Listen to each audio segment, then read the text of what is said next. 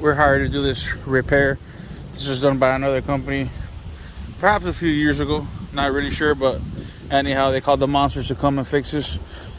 As you can see, it's well underway. What we're doing is we're lifting up the areas that's sunk in.